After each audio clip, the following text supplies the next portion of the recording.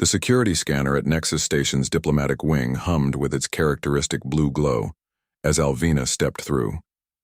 The Zephyrian guards flanking the checkpoint immediately tensed, their translucent skin shifting to an alarmed purple.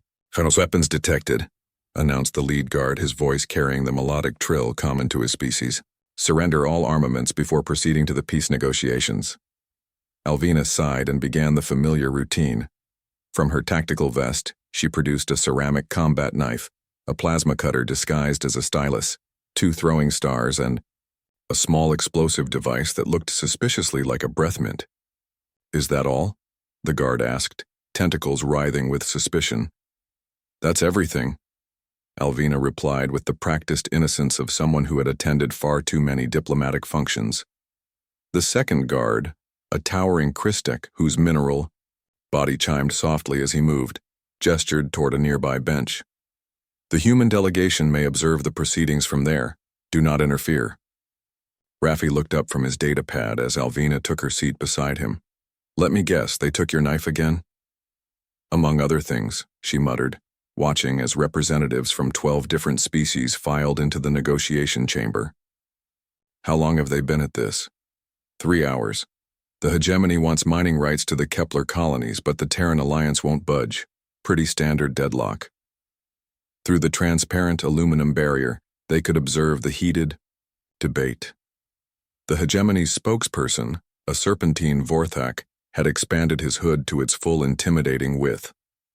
Across the table, Ambassador Chen maintained her diplomatic composure, despite the obvious pressure. "The human colonies are non-negotiable," Chen stated firmly. "Those worlds were terraformed with human blood and ingenuity. We won't simply hand them over because your mining projections look favorable." The Vorthak's hood flared wider. "Your species has had those worlds for barely 50 standard years. The hegemony has existed for millennia. We have prior claim to all resources in this sector." "Prior claim?" Chen's voice remained level, but Alvina could see the tension in her shoulders.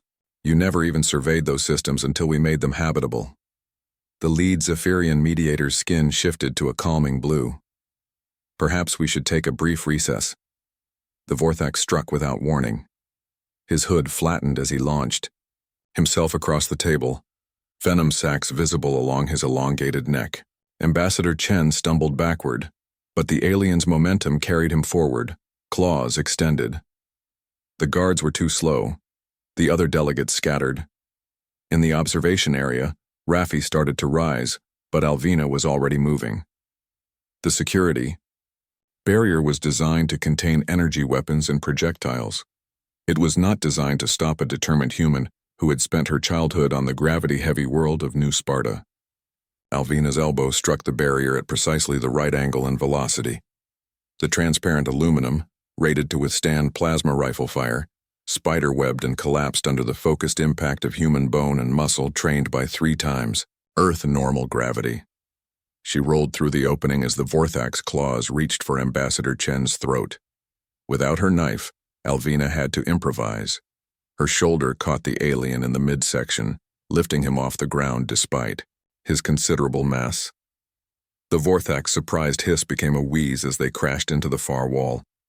Before he could recover, Alvina's knee found the cluster of nerve bundles that Raffi's xenobiology briefings had identified as a universal weak point among Vorthak anatomy.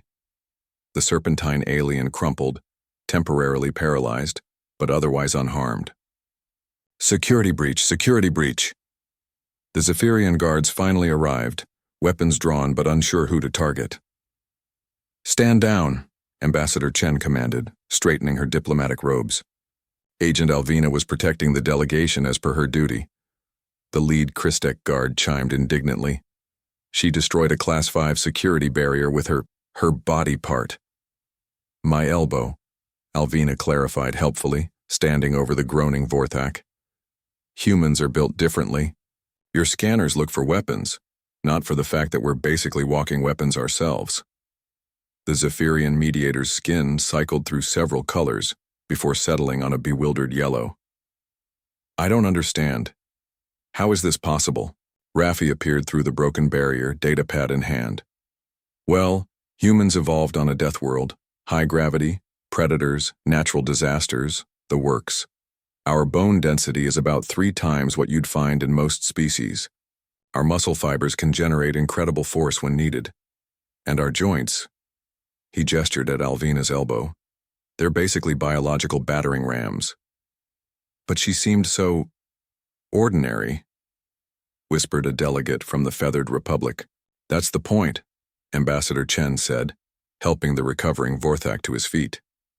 Humans don't look threatening because we don't need to. We don't have venomous fangs or razor claws or acid spit. We have something better, adaptability. We turn whatever we have into whatever we need.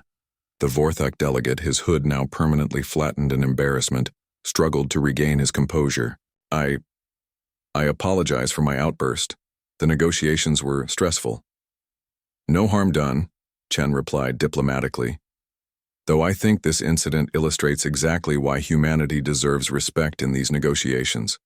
We don't just survive on death worlds, we thrive on them. And when necessary, we bring that strength to bear. The room fell silent as the implications sank in. Every species present had weapons that could be detected and confiscated.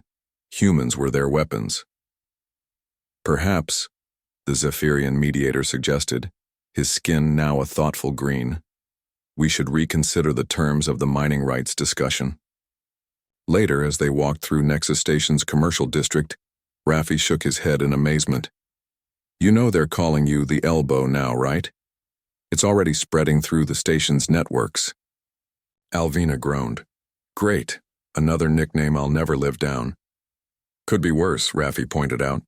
Remember what they called you after the incident with the plasma bears on Rigel 7? We don't talk about the plasma bears. Fair enough. Raffi paused at a food vendor, ordering something that looked suspiciously like cotton candy but glowed faintly blue. So what's the lesson here? Don't mess with humans because we're basically organic weapons platforms? Alvina considered this as they continued walking. I think the lesson is simpler than that. Humans adapt. You take away our tools, we use our bodies.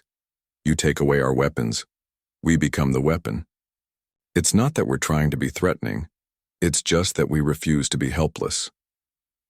Behind them, the news feeds were already buzzing with reports of the incident. By morning, every species in known space would have heard about the human, who broke through military-grade security with nothing but her elbow.